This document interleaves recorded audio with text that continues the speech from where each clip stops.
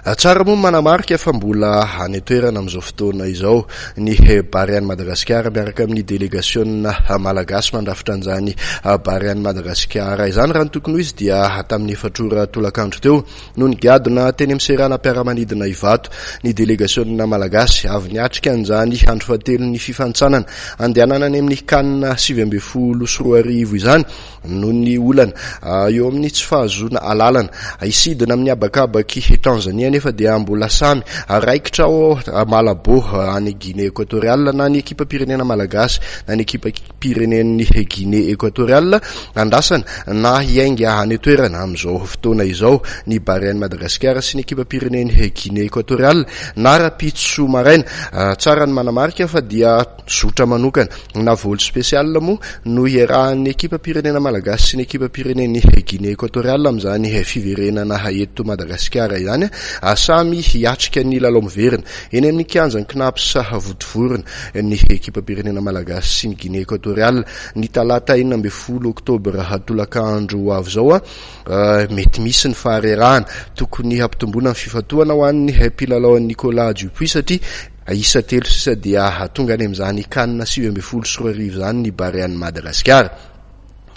Eo amizay baolina kitra zay ihany fa fifaninanana nasionaly kosa no resana ao anatin'ity fanadihadiana manaraka ity mikarakara ny fifaninanana nasionaly ho an'ny sokajy latsaky ny 12 taona indray ny komisiona misahana ny baolina kitra vehivavy ao anivon'ny fédération malagasy ny taranja baolina kitra amin'izao fotoana izao mba hitiliana ireo taniketsa andimby ireo zokiny efa mahazo azo taona moa no tanjon'ity komisiona ity amin'ny fikarakarana ity tournoi national la U16 football féminin ity alaka misy teo moa no nanokafana izany etsika izany tamin'ny fomba ofisialy tetsy amin'ny kianjana Larby.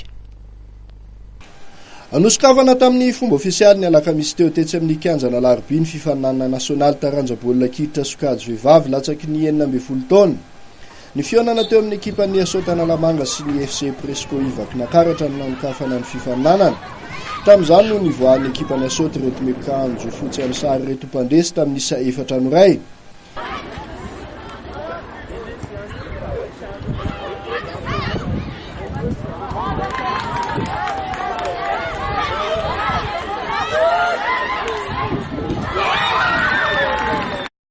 Mariana fa nitohy ka ifarana ny 20 oktobra ho avy zany Carion ity tournoi national la U16 football féminin ity. Apaitsahivina trano fa nitily ireo taniketsa vaovao amin'ny baolina kitra vehivavy sy ampizatra ireo ankizivavy kely hiakatra kianja amin'ny fifaninanana goavana tahaka itony ny tanjon'ny komisiona misahana ny baolina kitra vehivavy eo anivon'ny FMF amin'izao etsika karakarainy zao. Ny aloty lalao fanokafan'ity dia nisy ny fanetana isan-karazany hita teny Larby. Anisan'ireny nitetika Saliver Goals zay nampianarana sy nanoroana ny fototry ny baolina kitra ho an'ireo zazavavy kely 9 hatramin'ny 12 taona misy 50 sy 800 avy amin'ny fikambanana maromaro.